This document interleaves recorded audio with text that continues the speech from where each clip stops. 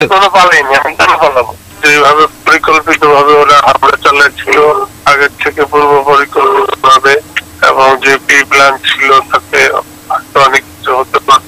মসজিদের ক্ষতি করছে ওরা, আল্লাহ আমাকে হেফাজত করছে, আমাদের ভাইদের। কারা হামলা চালিয়েছে?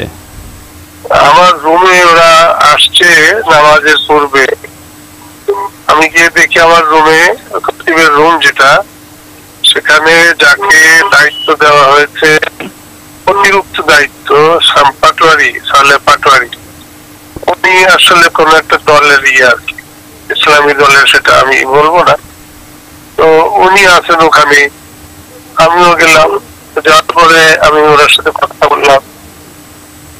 কালকে তো যোগাযোগ করেছি আমি সবার সাথে, আমাদের সচিব অর্থাৎ ইফতার সচিব, যে আজকেও আমি কথা বলেছি, যিনি দায়িত্বে আছেন ডিরেক্টর। আচ্ছা, আমি সব ব্যবস্থা করছি, কোনো অসুবিধা নাই, এই আর কি।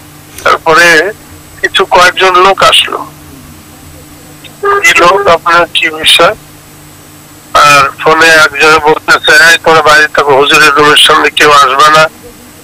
তারপরে ওর মধ্যে একজন খুব আমাকে শ্রদ্ধার সাথে কথা বললো, ভাই আপনার পরিচয়? আমি মসজিদ কমিটির কেশিয়ার। ভাই ভালো কথা, আপনি আমাকে নিয়ে যাবেন, অসুবিধা কি? না আপনি এই করছেন সেই করছেন, অনেক কিছু বলছে। দেখেন, এটা বলা কি আপনার জন্য ঠিক? আমি এই 2.5 বছর যাবত এখানে খতিব, আমার সব কিছু লাইভ দেখানো হয়। আমার কোন রাজনৈতিক বক্তব্য বা কোনো কিছু কি কখনো আছে? যাতে হোক, এক পর্যায়ে ওনারা আমার উপরে একটু হলেন, না আপনি গেলে অনেক কিছু হয়ে যাবে, এই হবে সেই হবে। কেন হবে? আমি তো দায়িত্ব পালন করতে আসছি, এখানে তো কোনো খতিব নিয়োগ দেওয়া হয় নাই। অফিস বলছে কোনো খতিব নিয়োগ দেওয়া হয় নাই। অতিরিক্ত দায়িত্ব যাকে দিয়েছে, খতিব না থাকলে সে পড়াবে। আমি আসছি যখন, সে পড়াবে কেন? আমি তো কালকে যোগাযোগ করেই আসছি।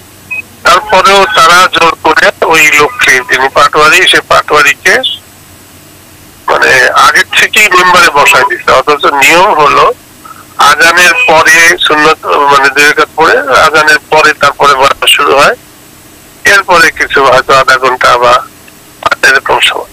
তো যাই হোক, আমিও গেছি পিছনে পিছনে পিছনে গিয়ে আমি মুসল্লায় বসে আছি।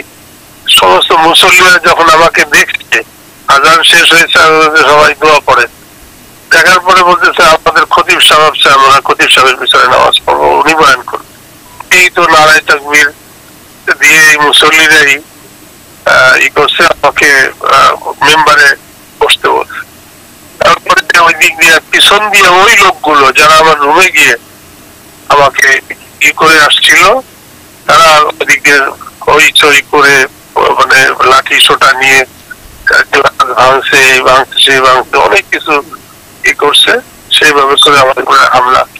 এক পর্যায়ে আমি সবাইকে বলছি জোরে জোরে করে যে আমরা শান্ত হয়ে মসজিদের আদব রক্ষা করি, এবং তার ফাঁকে আমরা যদি একটা কথাও বলেছি, মানে প্রেমের কথা, নবীজির কথা, কে কার শোনে। তারপরে তাদের সেই হামলা, এক পর্যায়ে মুসল্লিরা দেখছে যে না, এখন আমাকে আর অথবা মানে ভিতরে বাইরের থেকে আঁচ করছে, এক গ্রুপ তারা লাঠি সোটা নিয়ে আসতেছে, তো একটা কিছু হতে পারে, এই জন্য মুসল্লিরা আমাকে সেভ করে নিয়ে আসছে। আমার ওখানে আমি ঢুকি নাই, পরে ওখান থেকে আমরা আমাদের গাড়িকে করে সেফ জায়গায় নিয়ে গেছে, সেখানে জুমার নামাজ আদায় করছে, পরে ওদিক থেকে ঘুরে বাসায়। আপনি এই কদিন কোথায় ছিলেন? প্রায় 1.5 মাস ধরে আপনি ছিলেন না। না, আমি তো অসুস্থ ছিলাম, আমি মেডিকেল দিয়েছি, যোগাযোগ রেখেছি আমাদের ডিজির সঙ্গে, বা আমাদের যে অফিসিয়াল নিয়ম, সেই অফিসিয়াল নিয়ম অনুসারে আমি ওনাদেরকে সবসময় যোগাযোগ রাখছি যে আমি অসুস্থ, আমি সুস্থ হলে। এর মধ্যে আগের একজন, উনি আবার পালাইছে, অমুক তমুক, ওনারও খুব শখ ছিল, অলিউর রহমান সাহেব। পরে অফিস যখন আমাকে করছে যে না, উনি তো, আমরা কোন নতুন কাউকে খতিব নিয়োগ দেই নেই, একটা ইন্টারভিউ যখন ছাপা হয়েছে, যেটা সম্পূর্ণ চক্রান্তমূলক, তো উদ্দেশ্য প্রণোদিত ভাবে তারা এইসব বলছে। না এটা কেন, এটা তাহলে কেন, না এটা তাহলে আমি আমার বাসায় ছিলাম, এই আর কি। না এখন অনেকেই অনেক পত্রপত্রিকায়ও লেখালেখি হলো যে না বাইতুল মোকাররমের খতিব রুহুল আমিন সাহেব পালিয়েছেন 5 আগস্টের পর। বলতেছি তাহলে যে এটা তো অনেকই ভাইরাল হয়েছে, যে আজকালকার ভাষায় বলে। হ্যাঁ হ্যাঁ, এবং আমি সেটা সবার মতো আমি মানে এটা যখন উঠছে তখন এটাকে সবাই মনে করছে এটা এখন বুঝেনি, মানে হট কেক এরকম করে সবাই খুব লুফে নিচ্ছে। না মানে আমি একটু আমি আমার মতো করে আমি আমার অফিসে আছি, আমি আমার তো যাদের সাথে যোগাযোগ দরকার তাদের সাথে যোগাযোগ রয়েছে, এবং আমি এটার প্রতিবাদ দেওয়ার জন্য বলছি, ওনারা দেয় নাই, কিন্তু ওনারা পরবর্তীতে এই ইয়েটা দিয়ে দিচ্ছে, আমরা কোনো খতিব নিয়োগ দেয় নেই। স্পষ্ট করে জানতে চাচ্ছি মানে আপনি আসলে পালিয়েছেন কিনা, মানে তারা যেটা বলতেছে যে কোনো পালাইনি, আমি কেন পালাবো, কোনো পালাইনি আমি, এগুলো সম্পূর্ণ উদ্দেশ্যপ্রণোদিত ভাবে আমার অপকর্ম হয়েছে।